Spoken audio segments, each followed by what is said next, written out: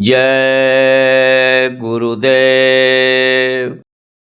सतगुरु की महिमा अनंत, अनंत किया उपकार। लोचन अनंत उघाड़िया, अनंत दिखावन हार। लोचन अनंत उघाड़िया, अनंत दिखावन हार।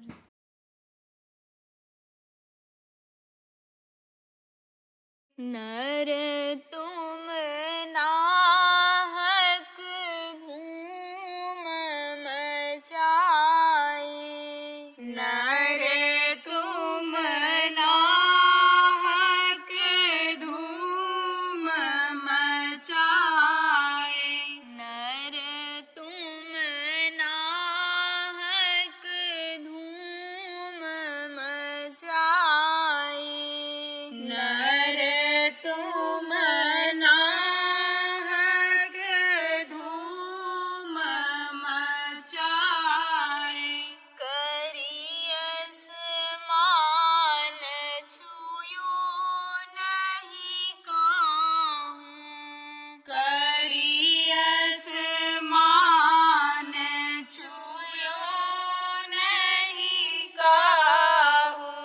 पाती फूल चढ़ाए, पाती फूल चढ़ाए, मूर्ति से दुनिया फल मांगे, मूर्ति से दुनिया फल मांगे। अपने हाथ बनाए, अपने हाथ बनाए, नर तुम नाहक धूम मचाए, नर तुम नाहक धूम मचाए। यह जग पूजे देव देहरा, यह जग पूजे देव देहरा। तीरथ वर्त नहाए, तीरथ वर्त नहाए, चलत फिरत में थकित भयो सब, चलत फिरत में थकित भयो सब। यह दुख कहाँ समाए, यह दुख कहाँ समाए, नर तुम नाहक धूम मचाए, नर तुम नाहक धूम मचाए। झूठी काया झूठी मान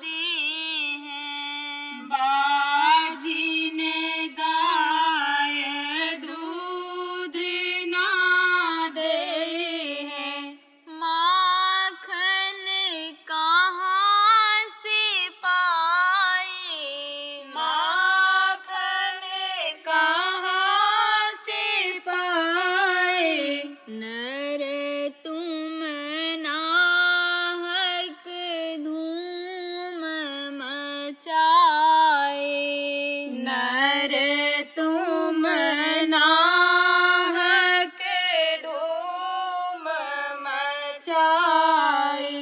साचे के संग साच बसत है। साचे के संग साच बसत है। झूठे मारी हटाए।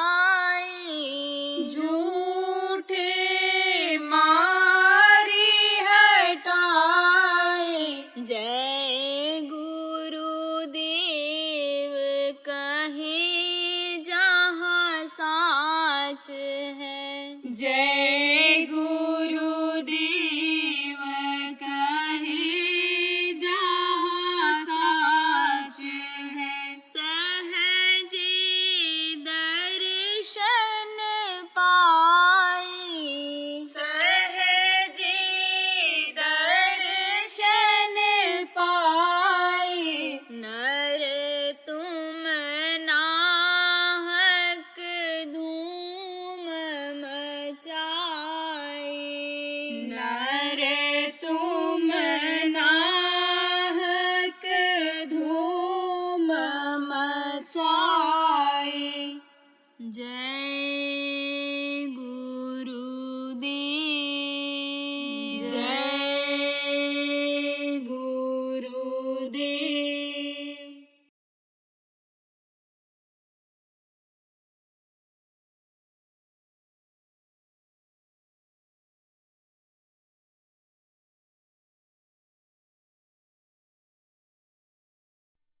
तो ये नवरात्र चल रही। नवरात्र को किसने बनाया? महात्माओं ने, ऋषियों ने, मुनियों ने नवरात्र बनाया। ये अमावस्या पूर्णिमा किसने बनाया? किसने इनके बारे में बताया? महात्माओं ने बताया। रक्षाबंधन, जन्माष्टमी त्योहार के बारे में किसने बताया? महात्माओं ने, संतों ने बताया लोगों को कि त्योहार जब आया तो शिक्षा दिया, बताया खाने पीने और मौज मस्ती के लिए त्योहार नहीं आते हैं, इनका अलग अलग मतलब होता है। इसीलिए देखो, लोग अमावस्या पूर्णिमा के दिन, त्योहारों के दिन, मुख्य कोई तिथियां पड़ती थी, उसके दिन लोग संतों के पास जाते थे और संतों से सीखते थे कि गृहस्थ आश्रम में किस तरह से रहा जाए, किस तरह से खाया जाए, किस तरह से दूसरे के साथ व्यवहार किया जाए, ये लोग सीखते थे। तो साल में 2 बार नवरात्र आती है। 9 दिन की ये होती है नवरात्र, और हफ्ते में यानी सप्ताह में एक इतवार आता है, एक मंगल आता है। तो इस दिन थोड़ा सा इस मशीन को, कौन सी मशीन? ये जो शरीर की एक मशीन है, जैसा मशीन चलती रहती है और मशीन रुक जाती है, ऐसे ये शरीर रुक जाता है जब कोई कमी आ जाती है।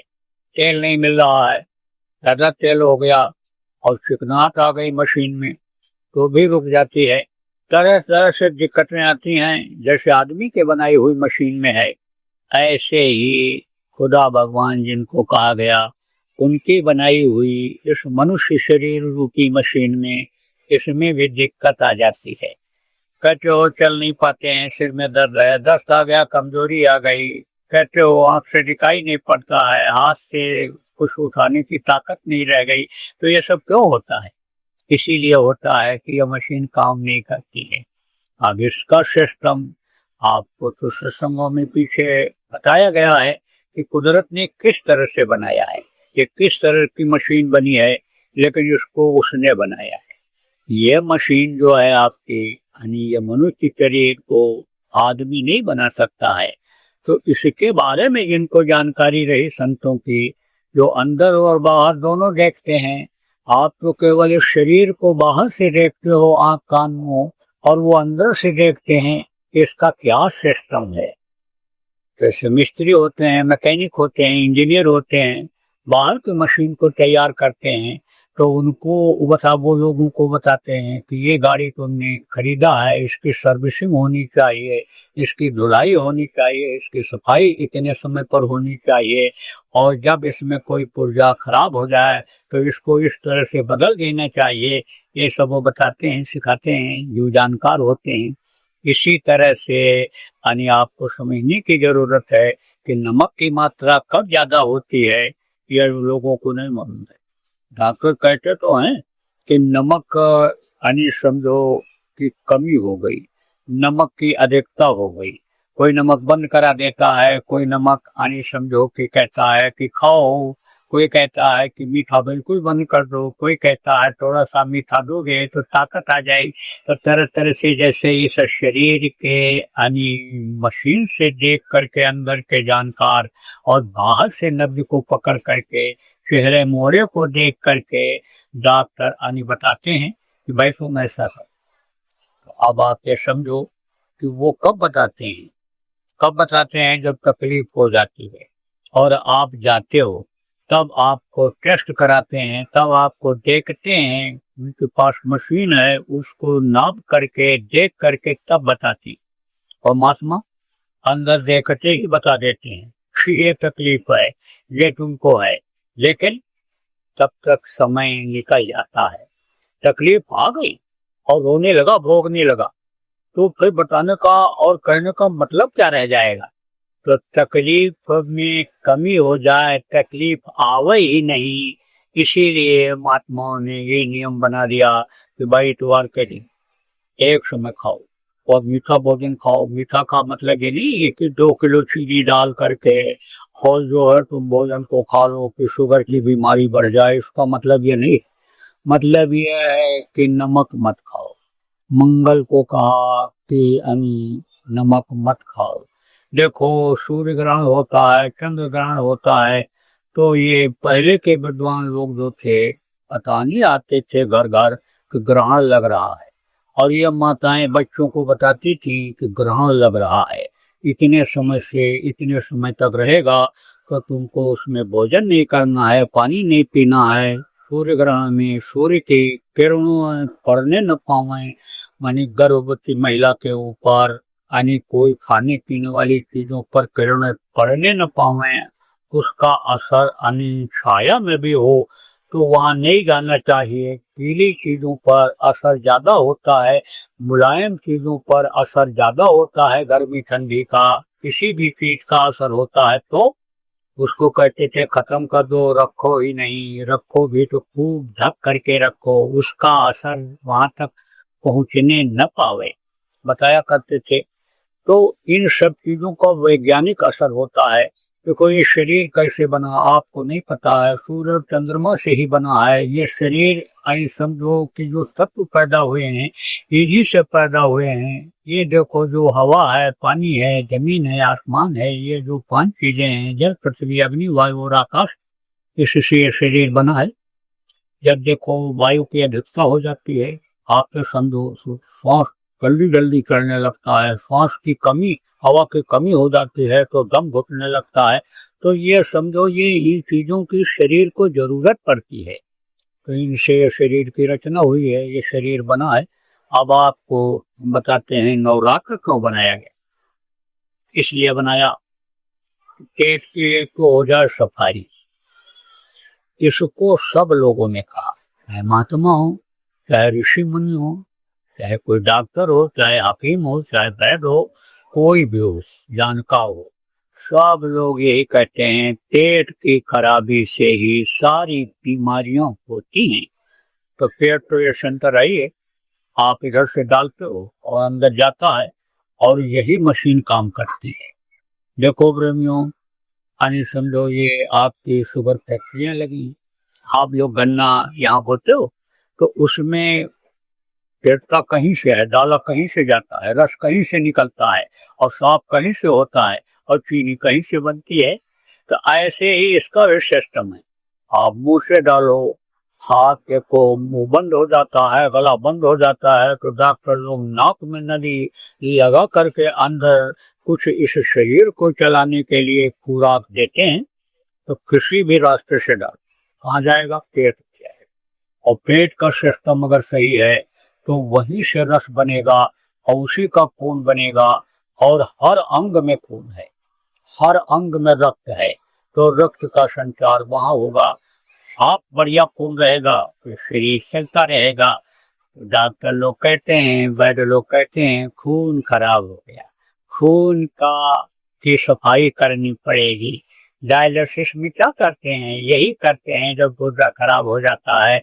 वैद्य लोग खून को साफ करने के लिए दवाई देते हैं, कहते हैं रक्त दूषित हो गया।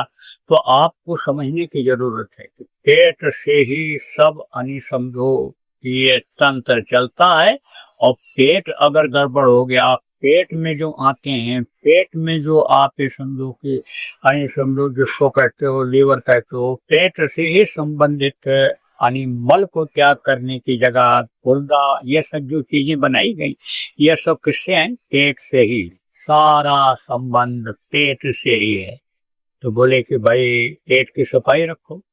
पेट की सफाई के लिए उपवास करो। उपवास का नियम बना दिया। तो उपवास तो बहुत लोग करते हैं, लेकिन पेट की सफाई होती है, पेट और खराब हो जाता है। क्योंकि चिकनी चीजें, टुकड़ी चीजें, पौष्टिक चीजें जो नहीं भी हजम होने वाली थी पहले, उसको खाने लगे, मेवा खाने लगे, घी की मात्रा बढ़ा दिया, बोले नहीं ऐसे चल पाएगा, तो क्या होता है, और पेट खराब हो जाता। इसलिए महात्माओं ने क्या नियम बनाया कि अगर तबीयत खराब रहती हो तो समझो नींबू निचोड़ो पानी में और वही पियो। लगातार हम लोग जब जवानी थी तो रोग ना आवे, तकलीफ ना आवे, इसके लिए नवरात्र जो साल में 2 बार आता है उसको करते थे, नींबू पानी पीते थे, एकदम से हल्का बदन कोई ऐसा हो जाता था। कितने लोगों के घुटने के दर्द खत्म हो गए, कितने लोगों का ब्लड प्रेशर सही होगा, कितने लोगों का शुगर सही हो गया। लेकिन जो उसमें भी नियम का पालन किए, तो आप ये समझो आपका शरीर बहुत कमजोर है, बहुत बुद्धि हो, चल फिर नहीं सकते हो, दवा खानी पड़ती है, अंग्रेजी दवा खाते हो जो बगैर कुछ खाए नहीं खा सकते हो, खाओगे तो नुकसान करेगा, तो उनकी बात तो अलग है। लेकिन जिनके शरीर में बल है, चल फिर लेते हो, हल्की फुल्की तकलीफें आ जाती हैं, पेट खराब हो जाता है, कभी जुकाम हो जाता है, कभी कोई हल्की फुल्की तकलीफ आ जाती है, तो उसको दूर करने के लिए तो ये उपवास करना ही चाहिए। हाँ, अगर हाथ उठवाए जाए तो यहाँ तो हाथ तो बहुत लोग उठा दोगे, यहाँ तो संकल्प बना लोगे हम उपवास करेंगे, लेकिन कल जाओगे तोड़ दोगे, को मालूम है। अरे भाई तो चलो एक नहीं तो दूसरा रास्ता सही, चलो कुछ उबाल करके ही खा लो। लेकिन ये नहीं है कि लौकी भी उबाल के खा लिया, दही में मिला के खा लिया, दूध में उबाल के खा लिया और मीठा भी 1 किलो डाल दिया उसी में, ये सब नहीं चलेगा। एक चीज कोई एक साथ थोड़ा सा ले, आलू उबाल के खा लो। आप ये समझो लौकी या जिसको कहते हो तुरई कहते हो, जो जल्दी हजम होने वाली चीज है उसको खा लो। अटड़ियों में मल जमा हो जाता है, ऐसे अटड़ियां होती हैं ऐसे कहीं ये अंदर में, तो उसमें मल जमा हो जाता है। अब कुछ खाते रहो तो दवा भी खाओ तो वो सीधे मल को निकालता है, लेकिन उनको वो नहीं निकाल पाता है। उसके लिए पेट को खाली होना चाहिए। और जब ये नींबू खारा होता है, पानी जाता है, तो नींबू पानी कहीं भी लगा दो, दाग लगा हुआ हो तो वो भी साफ हो जाता है। ऐसे ही उसकी सफाई तो ठीक तरीके से तभी होती है। लेकिन नहीं चलता है तो कम से कम जो भोजन खाते हो दोनों टाइम, खाने के लिए जो जीते हो, तो समझो उसको तो कम कर दो। तो आप वो आलू खा लो उबला हुआ, और कोई चीज खा लो, पेट को थोड़ा खाली रखो। आप ये समझो, और अभी नहीं अगर मन मानता है आपका, बहुत चंचल मन हो गया है, बिल्कुल संतोष उसको नहीं होता है, रात को नींद नहीं आती, तो भाई ये हल्की फुल्की खिचड़ी बना लो, दलिया बना लो, एक टाइम कर दो, तो पेट की इससे हो जाएगी सफाई। आप ये समझो जब पेट हल्का रहता है तभी चाहे जो काम हो उसमें मन लगता है। चाहे मजदूरी करते हो, चाहे नौकरी करते हो, चाहे व्यापार करते हो, कोई भी काम खेती का करते हो, हल्का पेट जब रहता है तभी मन काम में लगता है। आप ये समझो भजन में भी मन तभी लगता है जब हल्का पेट रहता है। आप ये समझो कि गुरु महाराज भी देखो प्रेमियों ये कहा करते थे कि रात को भजन में नींद ना आवे, आलस ना आवे, उसके लिए यह नियम बना लो कि एक रोटी का भूख रोक करके खाओ। गुरु महाराज ने तो इतना छूट दिया। पहले के जो महात्मा लोग बोले एक टाइम खाओ का, एक आहारी सदा व्रतधारी, एक नारी सदा ब्रह्मचारी आ गया। ब्रह्मचारी की शक्ति, ब्रह्मचर्य की शक्ति उसके अंदर बराबर बनी रहती है कि जो एक नारी नियम और संयम के साथ जा करके बच्चा पैदा करता है वो ब्रह्मचारी रहता है। और एक आहार जो खाता है आप ये समझो वो व्रतधारी की तरह से जो होता है। तो गुरु महाराज को इतना छूट दे दिए कि चलो भाई एक आहार नहीं कर सकते हो तुम, एक आहार से तुम्हारा नहीं चलता है तो एक रोटी का भूख रख करके खा लो कि जिससे आलस ना आवे, नींद ना आवे, भजन में मन लगे। तो हल्का पेट रहना ये जरूरी होता है कोई भी काम करने के लिए। ये 9 दिन की नवरात्र क्यों होती है, इसमें समझो कि ये जो दुश्मन, किसके दुश्मन, इस सूरज के दुश्मन। सूरज किसको कहते हैं? जीवात्मा को। आप जो नए लोग आए हो आपको जीवात्मा के बारे में भी बता दें। परमात्मा के अंश जीवात्मा इन्हीं दोनों आंखों के बीच में बची हुई है। आप ये समझो वही पूरे शरीर को चलाती है, पूरे शरीर को। अब ये कहाँ की है? ये उस प्रभु के पास की है जिसको लोगों ने सतलोक कहा, जिसको अविनाशी लोक कहा, जिसको सचखंड कहा, जिसको अनिसलोक की अनिसतलोक कहा। तो ये वहां की है, ये किसके अंश है? वहां के जो मालिक हैं, सत्पुरुष हैं, वो उनकी अंश है। उन्होंने इसको भेजा है। कहाँ भेजा था? इधर मृतलोक की तरफ भेजा था, यानी एक मौज उठी थी, इसको भेजा था। तो ये आकर के यहाँ फंस गई, ये बंधन में बंधती चली गई। आपको पुराने लोगों को समझाया गया कि स्थूल शरीर या आपका इसके अंदर लिंग शरीर, इसके अंदर सूक्ष्म शरीर के कारण से, तो कारण शरीर में ही बंधती शुरू हो गई ऊपर से, और फिर उसके बाद सूक्ष्म शरीर में बंद की गई, और फिर उसके बाद में आप समझो कि लिंग शरीर में बंद की गई, फिर कारण शरीर में बंद कर दी गई। जैसे समझो कि अंदर ये शरीर है, अब इसको बनियान पहनो पतला रहता, शर्ट पहनोगे तो वो और मोटा हो जाएगा, स्वेटर पहन लोगे स्वेटर तो और मोटा हो जाएगा, यानी और कोट पहन लोगे तो और मोटा हो गया। तो अब ये शरीर आपका 4 कपड़ों में बंद हो गया। ऐसे यानी समझो उसी तरह से ये जीवात्मा 4 शरीर में बंद हो गई। अब कोई कहे कि जल्दी से तुम नंगे हो जाओ, पहले कोट उतरेगा, स्वेटर उतरेगा, और फिर उसके बाद में फिर शर्ट उतरेगा, फिर बनियान उतरेगी, तब तो नंगा होगा। ऐसे ही ये जीवात्मा, ये परमात्मा की अंश, ये बंद हो गई। अब ये और किस्में किस्में बंद हुई। कैसे? इस तरह से उन्होंने बंधन में इसको बांधा। आप ये समझो कि ये काम, क्रोध, लोभ, मोह और अहंकार, ये क्या है? ये बंधन, इनको 5 नाग कहा गया। इसी में देखो बंधे पड़े हुए हो। काम की वासना में आप समझो उसको पूरा करने के लिए परेशान रहते हो दिन भर, और उसके लिए काम करते हो। क्रोध आ जाता है, इसकी वजह से यानी समझो कि आपके सामने परेशानी आ जाती है। लोभ बढ़ता है तो निर्दिशा की तरह से दौड़ते रहते हो, उस प्रभु को भी नहीं समझ पाते हो, उसको भी भूल जाते हो। तो पैदा होने के पहले माँ के स्तन में दूध भर देता है, उसको भी आप भूल जाते हो लोभ में। और मोह इतना व्याप्त हो जाता है कि गुरु को भूल जाते हो, परमात्मा को भूल जाते हो, मोह में इस तरह से जकड़ गए हो, और अहंकार ये विनाश कर दे रहा है। तो आपको समझने की जरूरत है। इन चीजों को उभारने के लिए ये ड्यूटी लगा दिया उन्होंने। किसने लगा दिया? जिन्होंने ये दुनिया बनाया, जिन्होंने इस जीवात्मा को इन शरीरों में बंद करवाया, आप ये समझो उन्होंने ड्यूटी लगा दिया। किसकी लगा दिया? अपने बेटों की। बेटे कौन है? यही ब्रह्मा, विष्णु और महेश। और उन्होंने क्या किया? उन्होंने और लोगों की ड्यूटी लगा दिया। जैसे एसपी साहब होते हैं, जिम्मेदारी दे दी जाती है जिले की कि आप इनकी सुरक्षा करो, इनकी देख रेख करो, और वो और पुलिस को भर्ती करवा देते हैं, दरोगा तैयार कर देते हैं। ऐसे ही उन्होंने तैयार कर लिया। किसको?